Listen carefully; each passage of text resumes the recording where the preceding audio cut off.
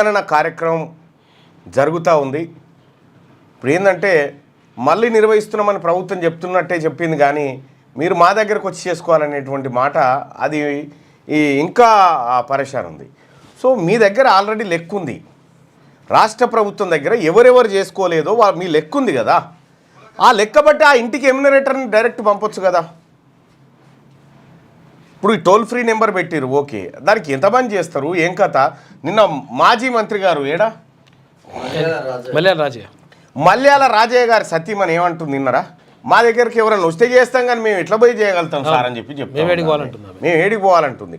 ఇప్పుడు ఈ toll free నెంబర్కు ఫోన్ అన్నా చేయాలి, ఆన్లైన్లో సిస్టమ్ ఓపెన్ చేసి ఆన్లైన్లోనన్నా అప్లోడ్ చేయాలి, లేదంటే ఎంపీడీఓ ఆఫీస్ కన్నా పోవాలి. ఇగో ఇన్ని రకాలు ఉన్నాయి. సో ఇన్ని రకాలు ఏం పెట్టినా కానీ ఒంటె పేదవులకు నక్కాశ పడ్డట్టు అయిపోతూ ఉంది. మీ దగ్గర రాష్ట్ర ప్రభుత్వం దగ్గర 3,54,000 సమ్మేదో గృహాలు ఇంకా కాలేదని అవిటిని ఆ 3,54,000 ఎమ్యునరేటర్లను పెట్టి వాళ్ళ ఇళ్ళకి మళ్ళొక్కసారి తోలియండి.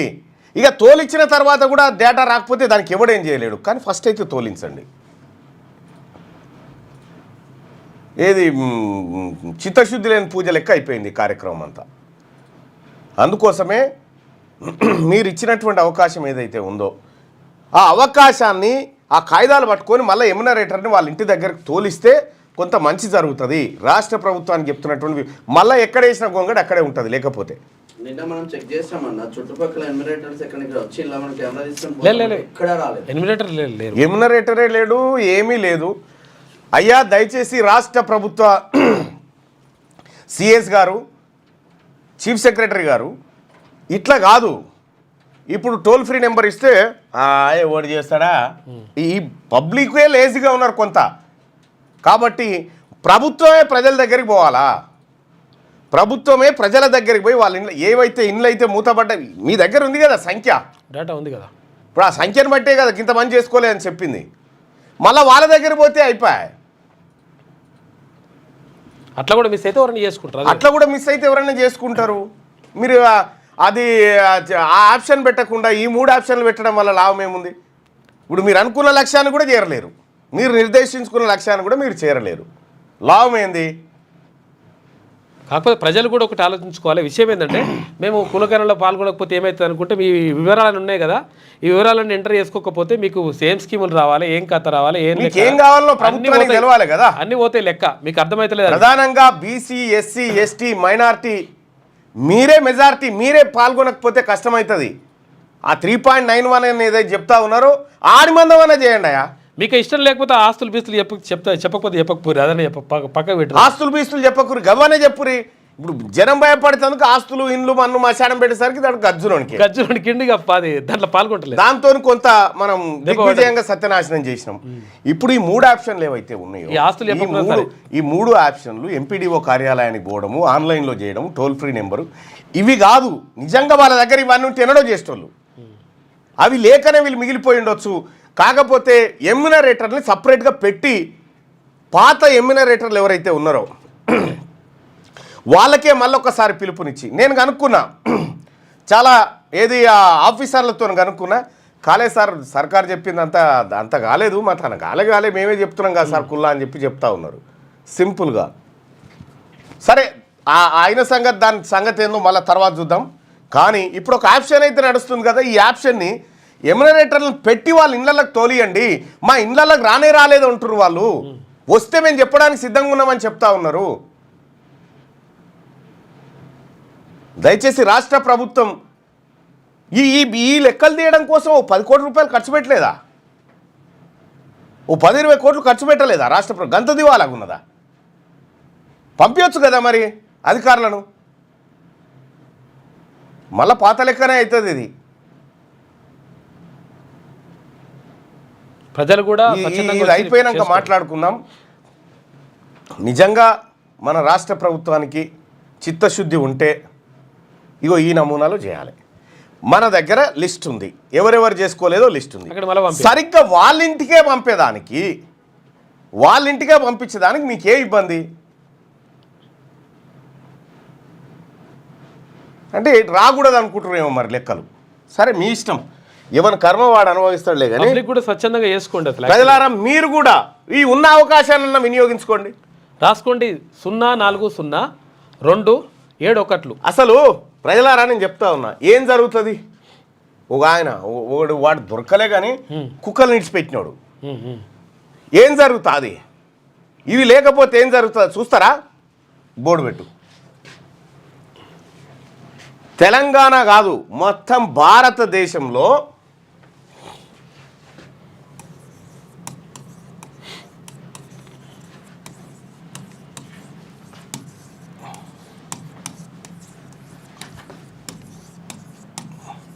భారతదేశంలోని హైకోర్టులలో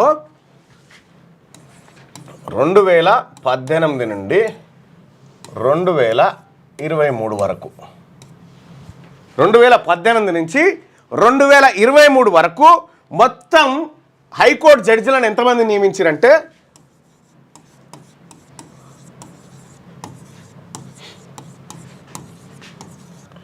హైకోర్టు జడ్జీలను 650 మందిని 650 మంది హైకోర్టు జడ్జీలను నియామకం చేశారు. వీళ్ళని ఎట్లా నియమిస్తారు? కొలీజియం. ఆ పెద్ద జడ్జీలు ఈ పిల్లాడు మంచోడు అనుకుంటే కూర్చోవాలిగా గంతే. 650 మంది జడ్జీలను 2018, 2023 మధ్య నియమించారు. మరి దేశ జనాభాలో సగం జనాభా బీసీలే కదా, అంటే వీళ్ళు ఎంత రావాలి? 325 రావాలి. 325 పోస్టులు బీసీలకు రావాలి వాస్తవానికి. 50 అనుకుంటే 50 కంటే ఎక్కువనే ఉంది కాబట్టి 325 పోస్టులు బీసీలకు రావాలి. తక్కువ ఇవి రావాలి. కానీ ఎవరెవరికి ఎన్ని వచ్చినాయో చూడండి, ఒక్కసారి చెప్తా. ఇక్కడ ఎస్సీ ఈ 650లో షెడ్యూల్ క్యాస్ట్ ఎస్సీలకు, ఎస్టీలకు, బీసీలకు. ఈ ఎస్సీలకు వచ్చేసి 23 వచ్చినాయి. 23 మంది ఎస్సీ అంటే షెడ్యూల్ క్యాస్ట్ నుంచి జడ్జీలు అయితే, ఎస్టీల నుంచి 10 మంది అయ్యారు. 10 మంది జడ్జీలు అయ్యారు. ఇక తర్వాత ఓబీసీల నుంచి 76, మైనారిటీ నుంచి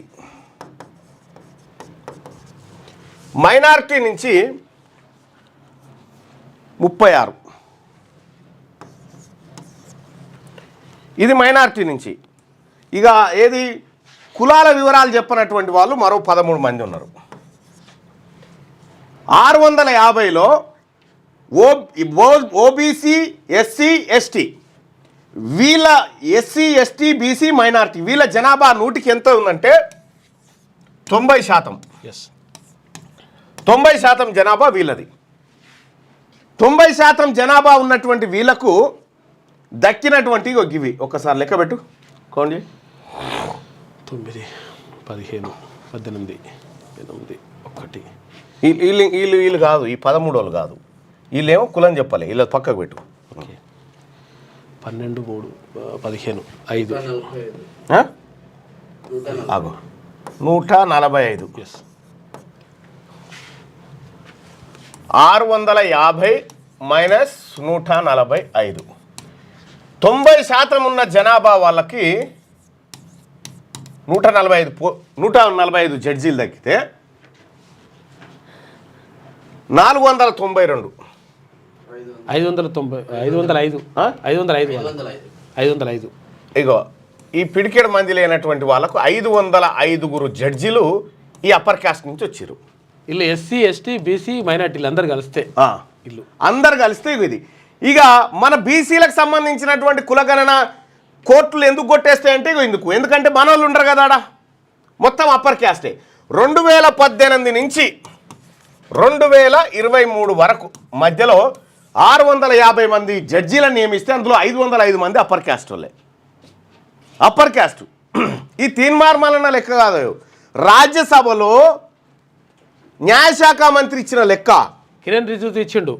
న్యాయశాఖ మంత్రి ఇచ్చినటువంటి లెక్క ఇది.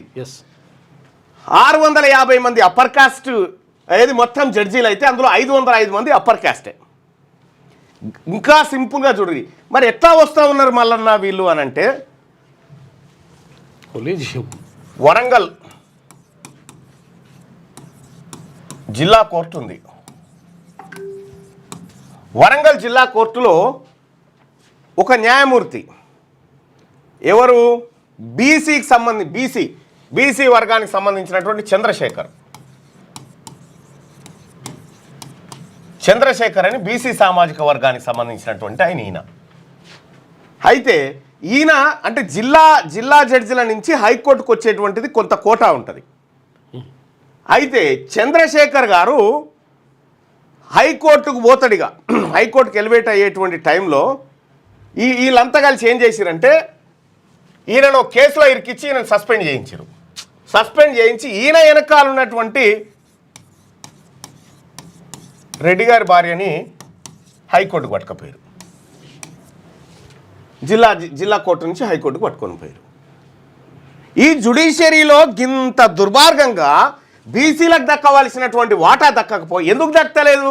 నీ లెక్క లేదాడా, నువ్వు పాల్గొంటలేవు. నీ ఈ తెలంగాణ రాష్ట్రంలో గాడిదలు ఎన్నున్నాయో లెక్కుంది రాష్ట్ర ప్రభుత్వం దగ్గర, కానీ మనం ఎంతమంది ఉన్నామో, బీసీలం ఎంతమంది ఉన్నామో లెక్కలు లేవు. లెక్కలు చేసిరు కానీ లెక్కలు దాచిపెట్టిరు. లెక్కలు చెప్తే వీళ్ళు పెద్దోళ్ళు అవుతారని. అందుకోసమే మీరందరూ కులగణనలో పాల్గొనండి ప్రజలారా. కులగణన అనేది చాలా ఇంపార్టెంట్. అది అది పర్ఫెక్ట్గా అయితే ఇలా గుండెలు రక్తాలు కక్కుని చచ్చిపోతారు కులగణన పర్ఫెక్ట్గా అయితే. ఎట్లయినా ఇది పర్ఫెక్ట్గా అయ్యేటట్టుగా అనిపిస్తలేదు. మనం ఎట్లా చేసుకోవాలో మనం ఆలోచన చేద్దాం మన ప్రభుత్వాలు వచ్చిన తర్వాత. 2018-23 మధ్యలో 650 మంది జడ్జీలను నియమిస్తే 505 మంది అప్పర్ క్యాస్ట్, 145 మంది ఎస్సీ, ఎస్టీ, బీసీ, మైనారిటీ. ఇది ఇంతకంటే దుర్మార్గం ఏముంటుంది?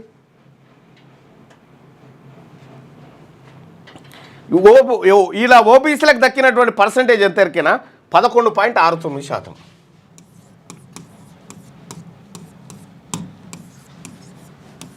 60% ఉన్న వాళ్ళకి 11%. 60% ఉన్న వాళ్ళకి 11% జడ్జి పోస్టులు వచ్చినాయి. అలాగే ఎస్సీలకు 2.3%. చూసుకో, 18% ఉన్న వాళ్ళకు. ఎస్సీలకు 3.54, సారీ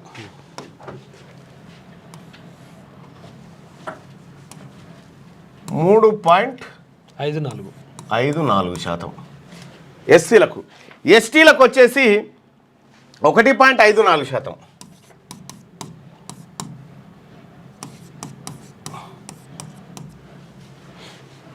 ఆ తర్వాత వీళ్ళకు ఏది 100కి 10 మంది ఉండేటోళ్ళకి ఎంత దక్కినాయి అంటే 75% ఓసీ, 75% జడ్జి పోస్టులు వీళ్ళకి దక్కినాయి ఓసీలకు.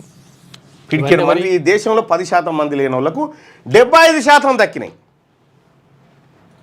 ఇదిగా మనం అంతా కష్టపడి మనం బిల్లు తీసుకొని పోగానే హైకోర్టులో కూర్చున్న ఈ ఓసీలు ఏమంటారంటే బీసీలకు రిజర్వేషన్ వేయకూడదు, ఇది రాజ్యాంగ విరుద్ధం అని వీళ్ళు ఎంటర్ అవుతారు. స్లాబ్ బీసీలకు రిజర్వేషన్ అమలు చేయడానికే 2 ఏళ్ళు ఆపిర్రు సుప్రీంకోర్టులో. మేము చెప్పేదాకా ఇంప్లిమెంట్ చేయొద్దని మండల్ కమిషన్ చెప్పిన తర్వాత, పార్లమెంట్ చట్టం చేసిన తర్వాత 2 ఏళ్ళు ఆపిర్రు. ఈడబ్ల్యూఎస్ కోటాది ఏది అప్పర్ క్యాస్ట్ వాళ్ళది రాగానే ఇచ్చేసేరు పేదవాళ్ళు ఉన్నారు. దానికి ఏ కమిషన్ లేదు, ఏమీ లేదు, ఎంక్వైరీ లేదు. అంటే ఈ కోర్టులు కూడా మనవి కాదు ప్రజలారా. ఈ కోర్టులలో ఉన్నటువంటి వ్యక్తులు మనోళ్ళు కాదు. ఇక్కడ బీసీలకు రావాల్సిన వాటా ఏది ఎటుపోయి? ఇందులో ఉన్నటువంటి బీసీ జడ్జి గారు ఏమో మళ్ళీ బీసీల ఉండడు. ఆయన వెనకాల ఇంకా ఆర్ఎస్ఎస్ అని, సంఘ్ పరివార్ అని ఇవన్నిటితో కప్పబడి ఉంటాడు. ఈయన ఈ వర్గాలకి ఏం న్యాయం చేయడు. మళ్ళా అటువంటి వాళ్ళనే వీళ్ళని పెట్టుకుంటారు. మళ్ళా ఇగో ఈ రకంగా నష్టపోతుంది ఈ దేశంలో మనమే. ఇగో రాహుల్ గాంధీ గారు చెప్తున్న లెక్క గిది. ఇగో ఇది జరిగింది. బీసీ ప్రజలారా మీరు మేల్కోండి, ఈ దేశం మీది, ఈ అధికారం మీ చేతిలో ఉండాలని ఆయన పదే నెత్తి నోరు మొత్తుకొని చెప్తా ఉన్నాడు రాహుల్ గాంధీ గారు. మనమేం వింటలేము. రైట్, ఇంకా మార్నింగ్ న్యూస్లోకి వెళ్తే, చదువులు చెప్తాయి ఓదారుస్తాయి, సరికొత్త ఏఐ టూల్స్ చదువులు చెప్తాయి, ఓదారుస్తాయి, ఏడవకు, ప్రేమ, ఆప్యాయత, కనతల్లి ప్రేమ అన్ని రోబోట్లు చూపిస్తాయట. ఈ రోబోట్లు మాత్రం ఈ రోబోట్లను వాడి మనల్ని లెక్క పెట్టలేరు. బీసీలను లెక్క పెట్టే కాడ ఈ ఏ టూల్స్ను వాడచ్చు కదా. కులగణన చేసే కాడ ఎందుకు వాడట్లేదు? పక్కాగా లెక్క వస్తే రక్తం కక్కుని చచ్చిపోతారు కాబట్టి వీళ్ళు. ఇప్పుడంతా ఆర్టిఫిషియల్ ఇంటెలిజెన్స్ యుగం నడుస్తున్నది. చేసే ప్రతి పనిలో ఏఐ వాడకం పెరిగిపోతున్నది. మారుమూల ప్రాంతాల్లో ఉన్నోళ్లకు తక్కువ ఖర్చుతోనే చదువులు చెప్పేందుకు, ప్రపంచాన్ని కనెక్ట్ చేసేందుకు ఏఐ ఉపయోగపడుతున్నది. అంతేకాదు బ్రేకప్ అయిన వారు తాము ఒంటరి అయిపోయామన్న ఫీలింగ్ పోగొట్టుకునేందుకు కూడా ఏఐ తోడుగా నిలుస్తుందట. అచ్చా, లవ్ ఫెయిల్యూర్ అయితే కూడా ఫిబ్రవరి 15 అన్నట్టుగా. ఫిబ్రవరి 14 కాదు, ఫిబ్రవరి 15 ఇది. లవ్ ఫెయిల్యూర్ అయితే కూడా నేనున్న బంగారం నువ్వేమనుకోకు అంటే. మార్చి 22 నుంచి ఐపీఎల్. ఇక హైదరాబాద్లో 9 మ్యాచ్లు నడుస్తాయట. ఇండియన్ ప్రీమియర్ లీగ్ ఐపీఎల్ 18వ ఎడిషన్ షెడ్యూల్ను బీసీసీఐ ఆదివారం విడుదల చేసింది. 10 జట్లు పాల్గొంటున్న ఈ మెగా లీగ్ దేశవ్యాప్తంగా 13 వేదికల్లో మార్చి 22 నుంచి మే 25 వరకు జరగనుంది. ఇంకా జ్యుడిషియల్ది ఒక చిన్న పాయింట్ చెప్తా. ఇప్పుడు రాష్ట్ర ప్రభుత్వం అడిషనల్ అడ్వకేట్ జనరల్ను పెడుతుంది. అడ్వకేట్ ఏజీ ఏది రాష్ట్ర ప్రభుత్వం తరఫున వాదించడానికి ఆయనే పెద్ద. ఇంకా advocate general, additional advocate general వీళ్ళని పెడతారు. ఇందులో ఇప్పుడు పేరేదో ఉంది, ఈయన రెడ్డి, ఆ తర్వాత ఇంట్లోనే ఇంకోటి ముస్లిం ఇచ్చినట్టున్నారు. నేను అడిగిన ఈ వాదించే కాడన్నా మా వాళ్ళు ఉండొద్దా అని అంటే మనకి ఇచ్చే ఉద్దేశం లేదని అప్పట్లోనే పెద్దలు చెప్పేసారు. అంటే ఇవి ఎంత కీలకమైన పోస్టులలో తిష్ట చేసి కూర్చున్నారో మనం ఒకసారి అర్థం చేసుకోవాలి. చాలా కీలకమైనటువంటి పోస్టులలో వీళ్ళంతా తిష్టేసి కూర్చున్నారు. రాహుల్ గాంధీ గారు చెప్తుంది ఇదే, మీరు 190% ఉన్నారు, మీ చేతిలో అధికారం లేదు, మీరు లేవండి, లేచి మాట్లాడండి అని చెప్పిండు పార్లమెంట్లో ఓబీసీ ఎంపీలను. ఇక మార్చి 22 నుంచి మే 25 వరకు జరగనుందంటే ఈ మ్యాచ్లు జరుగుతాయి. Kolkata night riders, royal Challengers Bengaluru మధ్య ఈడెన్ గార్డెన్స్లో తొలి మ్యాచ్ జరగనుంది. సన్ రైజర్స్ హైదరాబాద్ మార్చి 23న ఉప్పల్ స్టేడియంలో రాజస్థాన్ రాయల్స్తో తమ మొదటి మ్యాచ్ను తలపడనుంది. అయితే గతేడాది సన్ రైజర్స్ రన్నరప్గా నిలవడంతో ఈ సీజన్లో హైదరాబాద్కు 7 లీగ్ మ్యాచ్లతో పాటు క్వాలిఫైయర్ 1 తర్వాత ఎలిమినేటర్ మ్యాచ్లను కూడా కేటాయించారు. దాంతో ఈసారి ఉప్పల్ స్టేడియంలో మొత్తం 9 మ్యాచ్లు జరుగుతాయంట. నెల రోజులు ఇక అదే పని. రైట్గా ఇక ఈ పనులు ఉంటారు మన యూత్ అంతా. 6 కొట్టినరా, 6 బెట్టింగ్, ఇగో ఈడ ఈ జుడిషియరీ ఏమైతుంది, రాజకీయాలు ఏమైతున్నాయి, ఎక్కడ ఉన్నాం మనము, ఇవన్నీ ఉండే. ఇక బర్డ్ ఫ్లూ భయం, చికెన్కు దూరం, మటన్ షాప్ల క్యూ. ఇంకా మీకు గమ్మత్ విషయం చెప్తాను, నిన్న జరిగిందో, నిన్ననే. ఇక చూడు,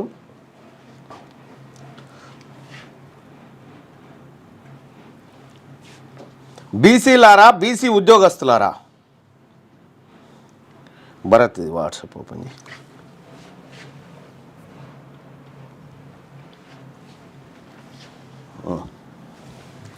ఇక proceedings of the district educational officer Nalgonda district Prashanth Reddy. ఎవరు ఆయన ఏం చేసిండు? School education DO, school education incharge, arrangement to the post of assistant commissioner for government examinations at Yadadri Bhuvanagiri district order. అంటే ఈ పోస్ట్ను భర్తీ చేయడం కోసం ఒక ఎగ్జామ్ నిర్వహించారు. ఎగ్జామ్ నిర్వహిస్తే దాంట్లో in accordance with the orders under above reference 1-2 cited K Krishnareddy, GHM ZPHS Hanumapur Bhuvanagir and working as assistant commissioner for government examination of Yadadri district ongoing services so and so. Hence the Sri B. Satyam, GHM ZPHS Veerareddipalli, Turkapalli Mandalam, who is exercised willing, is hereby kept in charge to the post of Assistant Commissioner for Gout Examination. అది వాస్తవానికి ఈయనకు రావాలి. ఎవరు? B సత్యంకు proceedings ఇచ్చిరు. B సత్యంకు రావాల్సింది బీసీలకి ఎందుకు ఆయన మళ్ళీ రెడ్డి ఆయన తీసుకొచ్చి ఇచ్చేసిరు. ఇలా కృష్ణారెడ్డి అంటే ఆయన చాలా దుర్మార్గంగా అసలు మీతో కానే కాదని చెప్పి వీళ్ళతో ఏడవుతుందా ఇది? మళ్ళీ వీళ్ళు పరీక్షలు రాసిన వాళ్ళు కాదు, ఏం కాదు. ఇగో ఈ రకంగా నామినేటెడ్ పోస్ట్ అన్నట్టు ఇగో ఈ రకంగా వట్టేనే కొట్టుకపోతురు. ఇవి మన బీసీలకు దక్కాల్సినవి. ఈ సర్కార్ బళ్ళలో చదివే పేదవాళ్ళంతా బీసీ, ఎస్సీ, ఎస్టీ, మైనార్టీ పిల్లలే కదా. వాళ్ళకి ఇగో కృష్ణారెడ్డి గారు పెద్ద ఆయన అన్నట్టు ఇప్పుడు ఎగ్జామ్ పరీక్షల కాడ. ఏం దుర్మార్గం ఇది! ఎందుకైంది? ప్రశాంత్ రెడ్డి అంటే ఆయన పెట్టిండు కృష్ణారెడ్డిని. ఇక్కడ ప్రశాంత్ బీసీ కాదు కదా, బీసీ అయితే సత్యం వస్తుండే.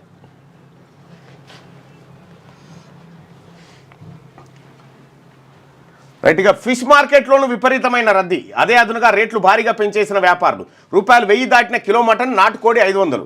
చేపల రేట్లు కిలోకు 50 నుంచి 350 దాకా పెంపు. బర్డ్ ఫ్లూ భయం చికెన్కు దూరమై మటన్ షాప్లో క్యూ కడతా ఉన్నట్టు జనము. బర్డ్ ఫ్లూ భయంతో చికెన్ అమ్మకాలు భారీగా పడిపోయాయి.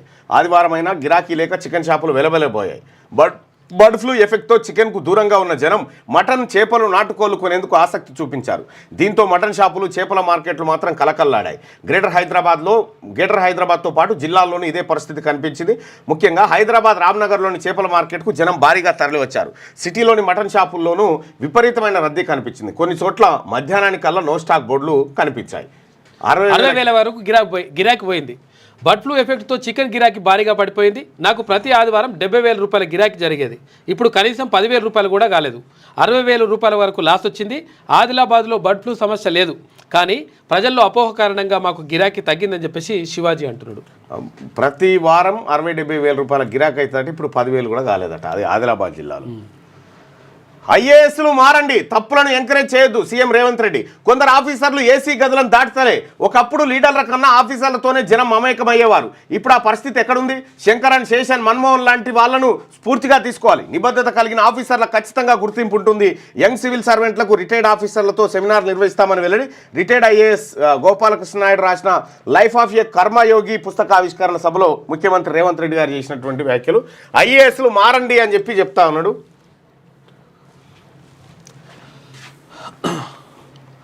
పెద్దగట్టు జాతర షురు.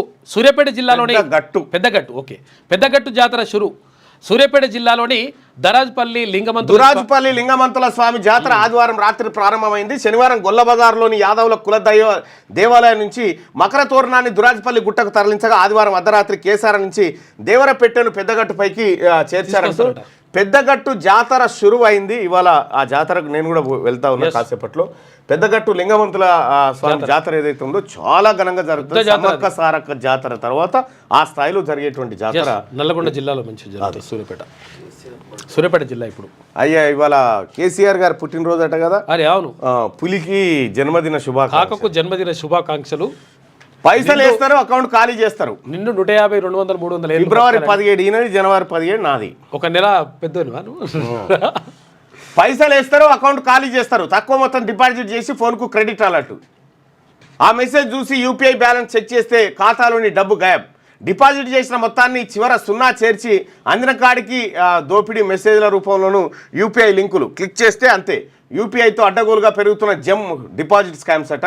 అయితే దీంట్లో ఎట్లా వస్తాయంటే వాళ్ళు ఫస్ట్ మీకు ఏం చేస్తారంటే ఒక ₹5 ₹1000 పంపిస్తాడు. 1000 పంపిస్తాడు. ₹5 పంపించింది అనుకో, అరే మనకు పైసలు వచ్చి నేను ఓపెన్ చేస్తాం కదా, నువ్వు చేసేలోపే 5 పక్కకు 5 సున్నాలు పెడతాడు. ఉన్న 50,000 వ్యక్తి.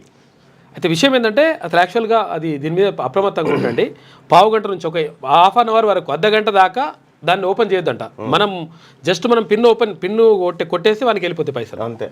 అట్లా సైబర్ నేరగాళ్ళు మన అకౌంట్లో ఎంతో కొంత డబ్బు డిపాజిట్ చేసి ఉన్నదంతా ఊడ్చేస్తున్నారు. డిపాజిట్ చేసిన మొత్తానికి 0 చేర్చి వందలను వేలుగా, వేలను లక్షలుగా మార్చి కొట్టేస్తున్నారు. రీఫండ్ చేయకపోతే కాల్ చేసి బెదిరింపులకు పాల్పడుతున్నారు.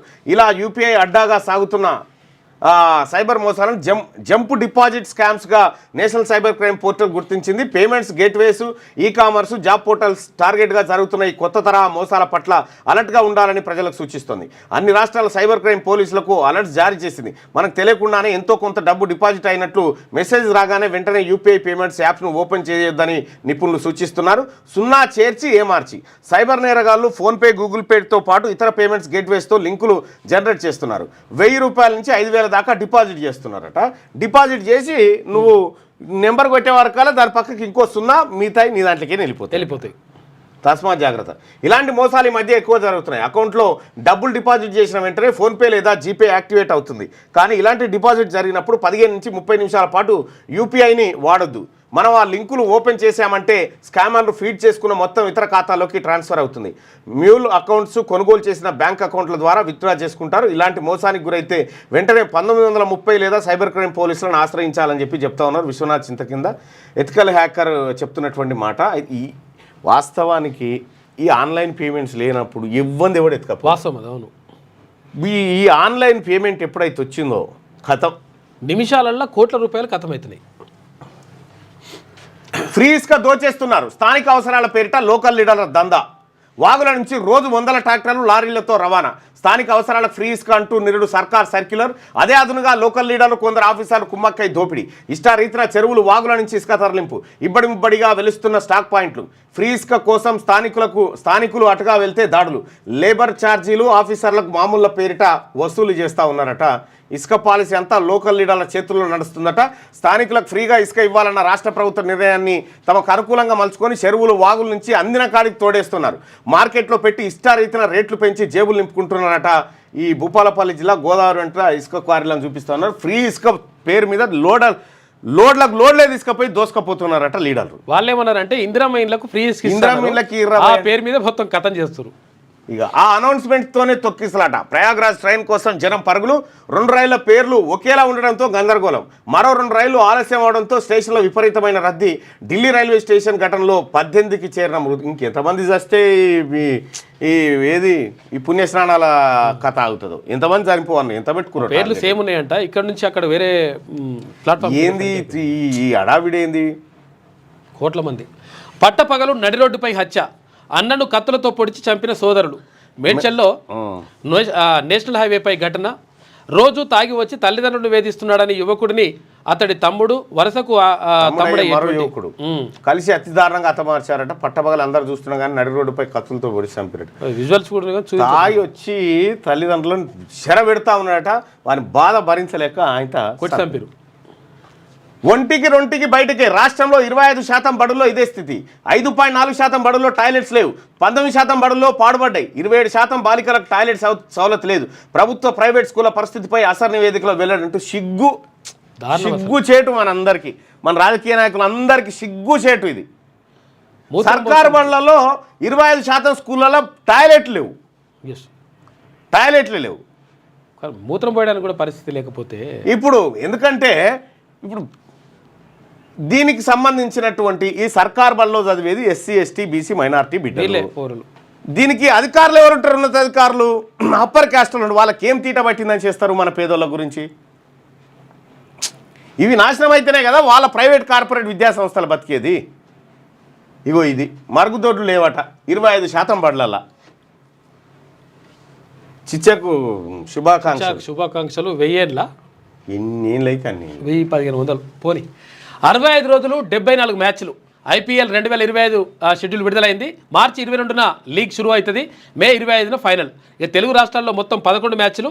ఉప్పల్లో 9, విశాఖపట్నంలో 2 నడుస్తాయట. 4 రోజులు ఇక దేనిమైనా ఉండరు కథ. ఇసుక రీచ్లలో ఇష్టారాజ్యం. ఆర్డర్ కాపీ లేకున్నా లారీలో లోడింగ్. ఒక్కో లారీలో 50 టన్నుల పైనే. లారీకి 50,000 వరకు వసూలు. రీచ్లోని లోడింగ్ కాంట్రాక్టర్లే సూత్రధారులు. లారీలను ఓఆర్ఆర్ చేర్చే బాధ్యత కూడా వారిదే. విజిలెన్స్, ఆర్టీఏ, పోలీస్ కనసన్నలోనే తతంగం. బీఆర్ఎస్ హయాం నుంచి కొనసాగుతున్న దందా. ఆన్లైన్లో చూపని రీచ్లోని విక్రయాలు. శివన్నగూడెం వెళ్లాల్సిన ఇసుక హైదరాబాద్కు. లారీల జీపీఎస్ను కార్లకు అమర్చి తప్పుదోవ. కొన్ని చోట్ల సన్న ఇసుక పేరిట అదనపు వసూలు చేస్తూ ఉన్నారట. మొత్తం ఇసుక దోపిడీ జరుగుతూ ఉందని చెప్పి వార్త. ఇక అధికారులు ఒక్క తప్పు చేయమంటే 3 తప్పులు చేద్దామనే అధికారులు చూస్తున్నా. సమాజానికి ఇది మంచిది కాదు. ఐఏఎస్ అధికారులు మంచి చెడు చెప్పాలి. వారి పనితీరుపై ఏమాత్రం సంతృప్తిగా లేను.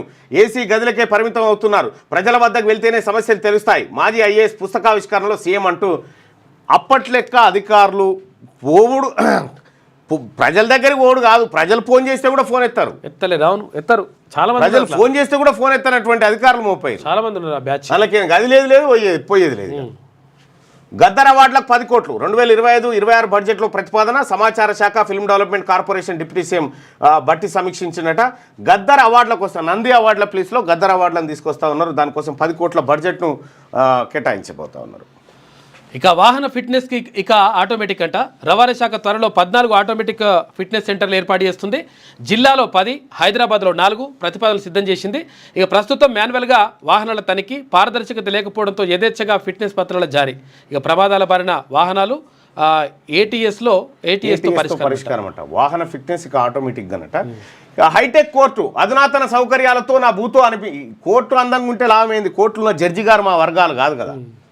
నిర్మాణం కానున్న నూతన కోర్టు భవన సముదాయం 2583 కోట్ల వ్యయంతో 100 ఎకరాల్లో 10 బ్లాకులు 36.52 లక్షల చదరపు అడుగుల్లో నిర్మాణం. ఉస్మానియా ఆర్ట్స్ కాలేజీ నమూనాలో ప్రవేశ ద్వారం 8.4 లక్షల చదరపు అడుగుల్లో 6 అంతస్తులో ప్రధాన కోర్టు భవనం. అడ్వకేట్ జనరల్ బ్లాక్ కూడా 6 అంతస్తుల్లోనే. అచ్చా 35,530 చదరపు అడుగులో ప్రధాన న్యాయమూర్తి బంగ్లా. 63 మంది జడ్జీల కోసం 2.67 లక్షల చదరపు అడుగుల్లో క్వార్టర్లు. జడ్జీల స్టాఫ్ కోసం 96,500 చదరపు అడుగుల్లో నివాసాల ఏర్పాటు. ఒకేసారి 2,800 కార్లు నిలిపేలా పార్కింగ్ సదుపాయం. పచ్చదనానికి ప్రాధాన్యం. కోర్టు చుట్టూ మొక్కలు. మొత్తంగా 3 డిజైన్లు. ఆంధ్రజ్యోతి వద్ద ప్రాథమిక నమూనా ఉందట. ఇదట కోర్టు ఈ రకంగా చేసుకొస్తారట. 100 ఎకరాలు మల్టీ లెవెల్ మార్కెటింగ్ పేరుతో 850 కోట్ల మోసం. పెట్టుబడికి 45 రోజుల్లో 22% లాభమని ప్రచారం. 6,979 మంది నుంచి 1,700 కోట్ల సేకరణ. సగం చెల్లింపు, మిగతా సగం ఎగ్గొట్టిన నిర్వాహకులు. ఫాల్కాన్ ఇన్వాయిస్కు చెందిన 2 అరెస్ట్ అయిపోయారట. ఏడంగా వస్తా చెప్పురి 22% ఇంట్రెస్ట్ వస్తుందా? నమ్మితే కథం అయిపోతారులే, మీకే దెబ్బ పడుతుంది. 1,00,000 పెట్టు 1,50,000 వస్తాయని చెప్తారు. 1,00,000 పెట్టి 10 లక్షలు ఈయన పెట్టి ఇంకేమైనా ఉన్నాయి చదువుకోవచ్చు అవి పెట్టి చుట్టాలే పక్కాలే అన్ని పెట్టి వాడు ఫస్ట్ నెల మిత్తిస్తాడు, 2వ నెల నుంచి గైబ్ కథం. అంటే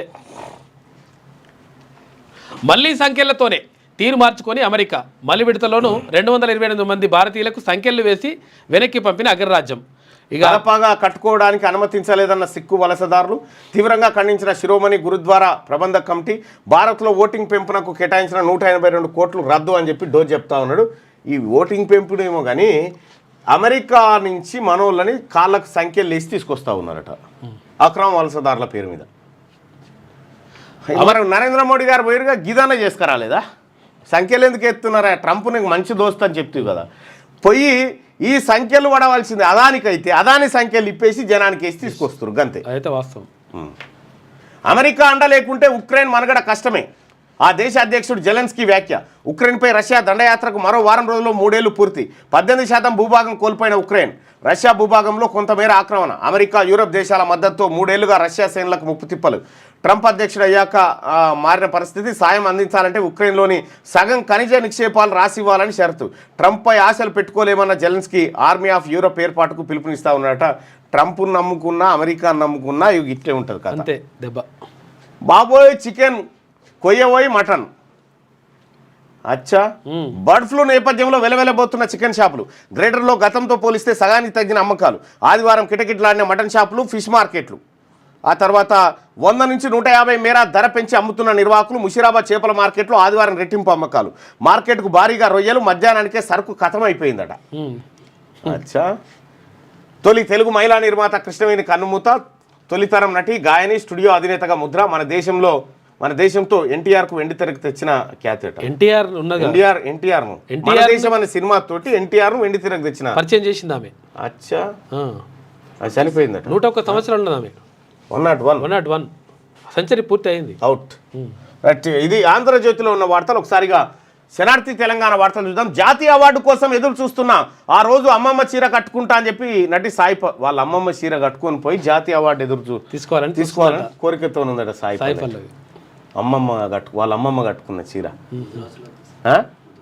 అరైట్గా ఒక ముదిరాజ్ సోదరులకు సంబంధించినటువంటి ఒక వెబ్సైట్ ఉంది. ఆ వెబ్సైట్ చూద్దాం. ఒక వెబ్సైట్ ముదిరాజ్ సోదరులారా మనది ఒక వెబ్సైట్ ఓపెన్ చేస్తూ ఉన్నారు మన బిడ్డలే.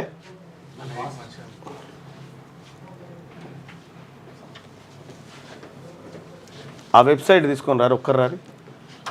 వెబ్సైట్ తీసుకొని రారు. ఏం చేసారు వాయిస్?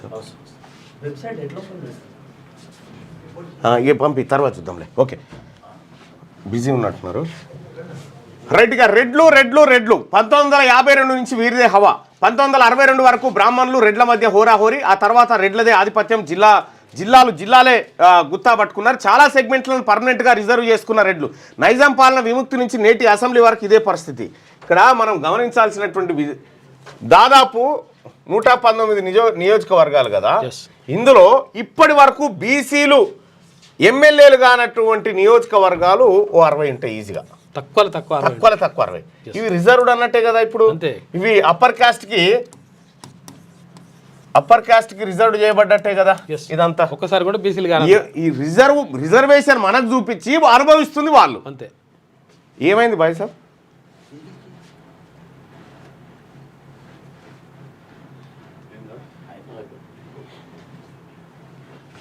ఒక్కరు రండి. రైట్.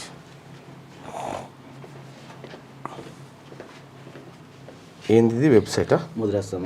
ముదిరాజ్ సమాజ్ వెబ్సైట్ని ఆవిష్కరిస్తూ ఉన్నది ఇక్కడ. mudirajsamaj.org. ఓకే.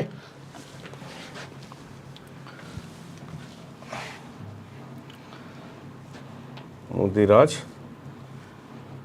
సమాజ్ అంతే కదా .org.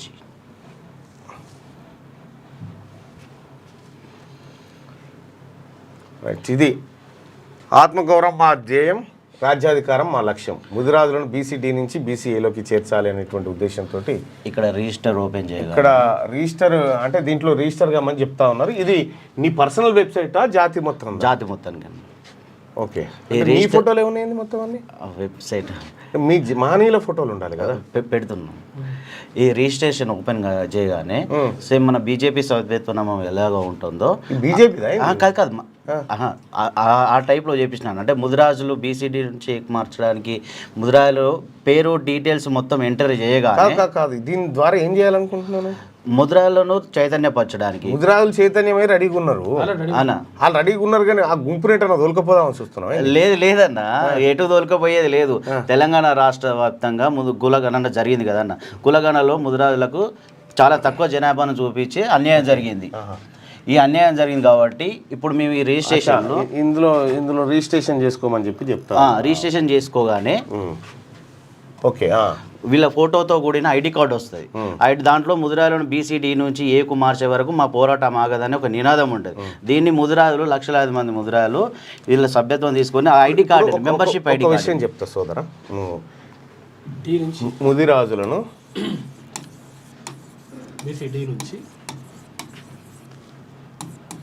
బీసీడీ నుండి బీసీఏకి మార్చాలి. అవును.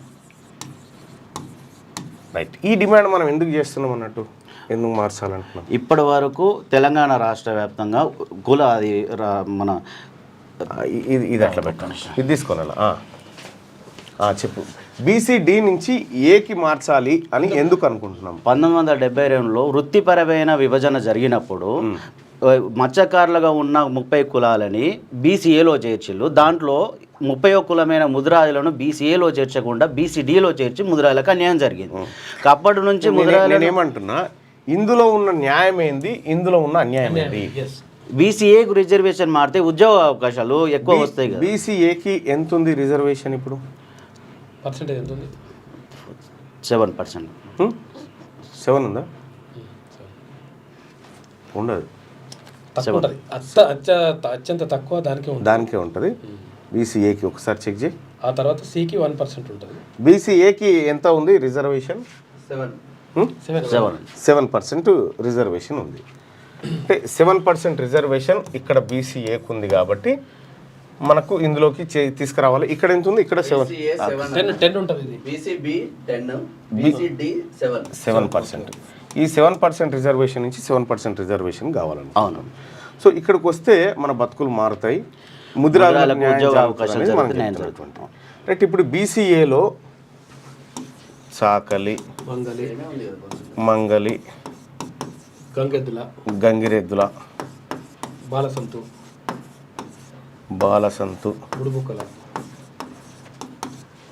వీళ్ళందరూ బీసీఏలో ఇప్పుడు ఉన్నారు. వీళ్ళ బతుకులు ఎందుకు మారలే? మరి మారిపోయిన వాళ్ళకి చాలా అవకాశాలు వచ్చినాయి అన్న, ఉద్యోగ అవకాశాలు. వీళ్ళ బతుకులు ఎందుకు మారలేదు అన్న? విషయం మనం గమనించాల్సినటువంటి విషయం ఏంటంటే అన్న, ఇందులోకి పోతే మారడం వల్ల బతుకులు మారతాయి అనుకున్నాడు భ్రమ ఫస్ట్ ఆఫ్ ఆల్.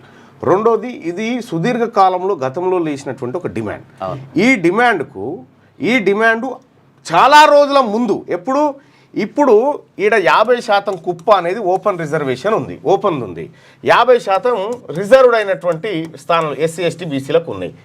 ఇందులోకేని 10% ఈడబ్ల్యూఎస్ ఓసీలు ఎత్తుకొని పోయారు. అర్థమైందా? ఈడబ్ల్యూఎస్ కింద వీళ్ళు ఎత్తుకొని పోయారు. వాస్తవానికి వీళ్ళు ఉన్నది ఎంత? 6.98% ఓసీలు, ఓసీ జనాభా 6.98%. 6.98% ఉన్నటువంటి వాళ్ళకు 10% రిజర్వేషన్. ఇలా ముదిరాజులది అత్యంత పెద్ద జనాభా తెలంగాణ రాష్ట్రంలో. వీళ్ళకంటే రెట్టింపు స్థాయిలో ఉంటారు. అవునా? 12% వేసుకుందాం, రెట్టింపే. వీళ్ళు ఏమంటున్నారు? 7% ఉన్న కేటగిరీలోకి పోతామని అడుగుతా ఉన్నారు. ముదిరాజులకు 10% సపరేట్ రిజర్వేషన్ అడగరాదా? అంతే కదా. నిజంగా మారాలనుకుంటే మొత్తం జనాభాలో 12% ఉన్నటువంటి ముదిరాజులకు మా పాలు పక్కకు పెట్టరు అని అడగాలి కదా. అడుగుతాం. ఇది కదా కావాల్సింది. గన్లకు పోతా అంటావేమో. వాళ్ళు ఇంకో విషయం చూడు ఇక్కడ. ఏం బాయ్ సాబ్ తప్ప ఇది? బీసీఏలో 7%, బీసీడీలో కూడా 7%. What is difference? ఇప్పుడు దీన్ని నువ్వు అర్థం చేసుకోవాల్సింది ఏంటంటే, నువ్వు ఏదో ఉద్యమం చేద్దాం అనుకుంటున్నావు కాబట్టి నేను ఎంకరేజ్ చేసే విధంగా చెప్తా ఉన్నా. ఇక్కడ మారడం వల్ల ఇప్పుడు మీరు ఇందులోంచి పోవడం వల్ల బీసీడీ వాళ్ళకే లాభం జరుగుతుంది. అర్థమైందా? బీసీడీ వాళ్ళకే లాభం జరుగుతుంది. నష్టం ఎవరు జరుగుతుంది అనేది కాదు, నష్టపోయేది ఒరిజినల్గా మళ్ళీ ముదిరాజులే. ఈ మొత్తం రిజర్వేషన్లో అప్పర్ క్యాస్ట్కు 6% ఉన్నటువంటి అప్పర్ క్యాస్ట్కు 10% రిజర్వేషన్ ఇచ్చినప్పుడు మినిమం 12% ఉన్నటువంటి ముదిరాజులకు 12% రిజర్వేషన్ ఇవ్వాలి కదా. సపరేట్ రిజర్వేషన్ కోసం డిమాండ్ చేయి. ఇంకొక చిన్న ఎగ్జాంపుల్ చెప్తా నీకు ఇంకా ఫుల్ క్లారిటీ రావాలంటే. ఇప్పుడు ఈడబ్ల్యూఎస్ రిజర్వేషన్ ఉంది కదా, ఈడబ్ల్యూఎస్ ఉంది కదా. ఇప్పుడు ఈడబ్ల్యూఎస్ వాళ్ళకి 50 మార్కులు వస్తే ఉద్యోగం వచ్చింది. బీసీఏ వాళ్ళకు 70 మార్కులు వచ్చినా ఉద్యోగం రాలేదు. ఏం కావాలి నీకు? ఈడబ్ల్యూఎస్లో వాళ్ళకు మొన్న జరిగిన డిఎస్సి కానీ లేకపోతే గ్రూప్ 2 కానీ ఏ ఎగ్జామ్ అయినా కానీ బీసీలకు సంబంధించి ఏనే తీసుకుంటే ఈడబ్ల్యూఎస్ కంటే ఎక్కువ మార్కులు వచ్చినా కానీ బీసీఏ వాళ్ళకు ఉద్యోగం రాలేదు. నువ్వు ఒక్కసారి నీకు ఆ కట్ ఆఫ్ చూపిస్తా. కట్ ఆఫ్ ఉంటే చూడు నువ్వు ఒకసారి.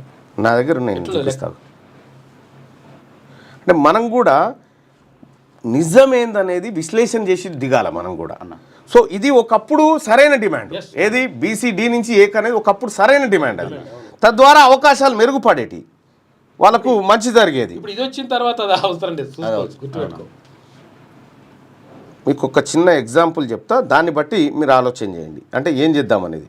వాస్తవానికి ముదిరాజులు పెద్దన్న పాత్ర వహించాల్సినటువంటి ముదిరాజులు రిజర్వేషన్ మీ పేర్లనే ఉన్నాయి. ఎన్ని మాటలు చెప్తే మీరే రాజులై ఉన్న రాజులు అడక్క తింటారన్న అని చెప్తే మమ్మల్ని చేర్చాలని అడక్క తింటారా ఎవడన్నా? రాజే చేర్చాలి, ఇన్ని ఇక్కడ అన్న అక్కడ చేర్చాలి.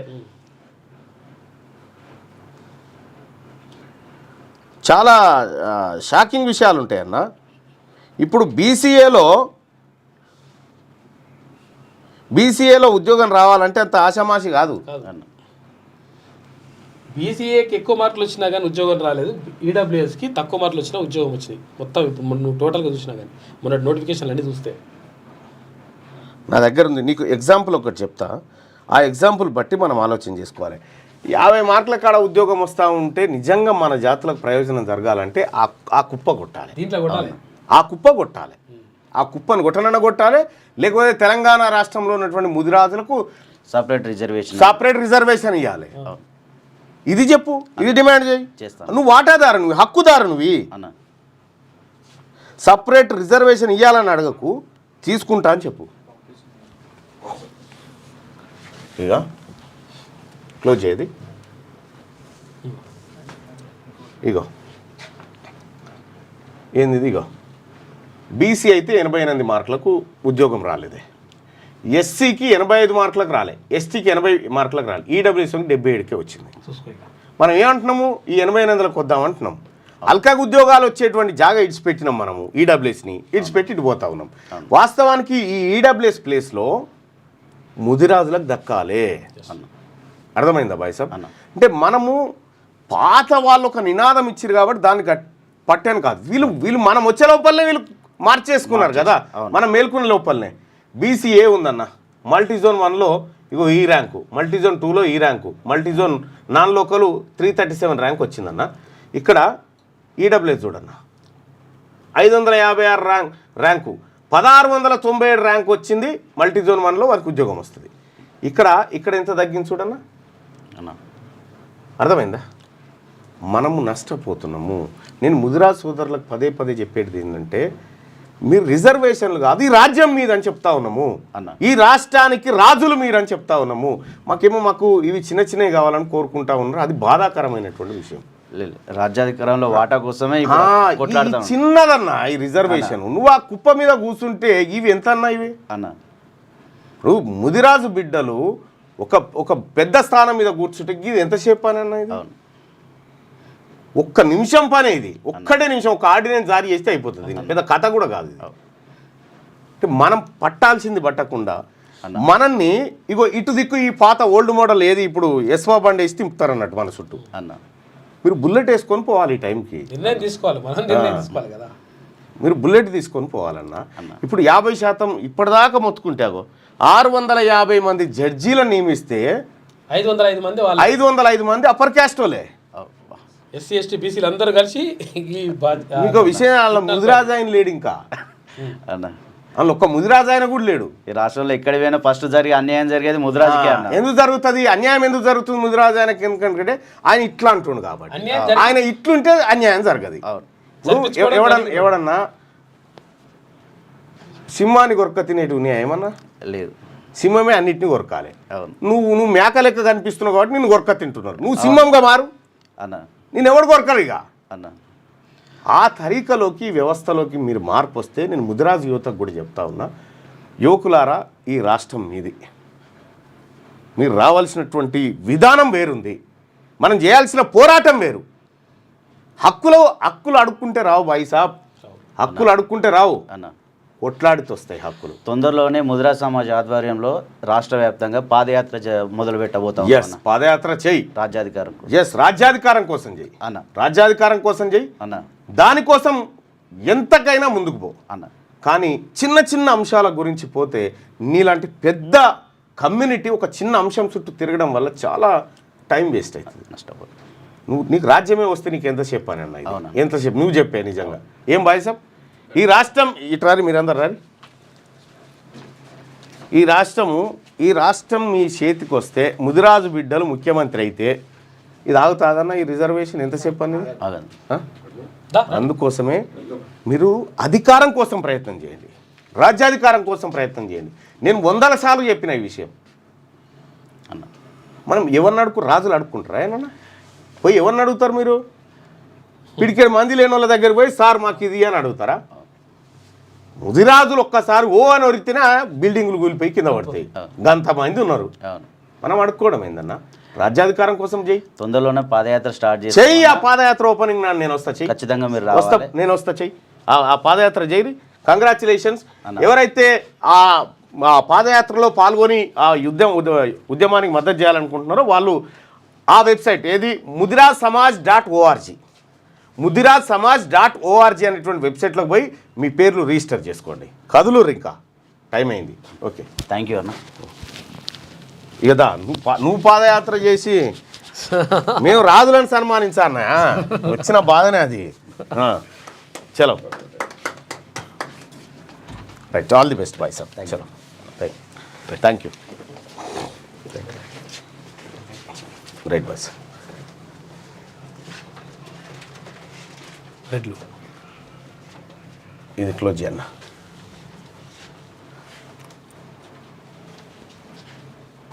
చేతిలో ఉన్నాయి, వారు ఇస్తే మనం తీసుకోవడం సిగ్గుచేటు. అదే కదా, వాళ్ళు ఇస్తే మనం తీసుకుంటేది. ఇంకా మనం ఏ కాలంలో ఉన్నాం? అందుకోసమే ఈ అప్పర్ కాస్ట్ ఎట్లా ఉద్యోగాలను కొల్లగొట్టారు. దయచేసి లైక్ చేయండి, షేర్ చేయండి. విద్యుత్ సౌధ ముట్టడికి వెళ్తున్నాం, ఆర్టిజన్లకు మీ మద్దతు కావాలి, రాష్ట్ర ప్రజలకు, ప్రభుత్వానికి తెలియజేయండి అంటే, హక్కుల కోసం పోరాడేటువంటి ప్రతి ఒక్కరికి తీర్మార్మలన మద్దతు ఉంటుంది. పోరాటం చేసేటోళ్ళకే ఉంటుంది, అడుక్క తినేటోళ్ళకి మాత్రం ఉండదు. దయచేసి పోరాటం చేయండి, అన్ని సాధించుకుందాం. మిగతా వార్తలు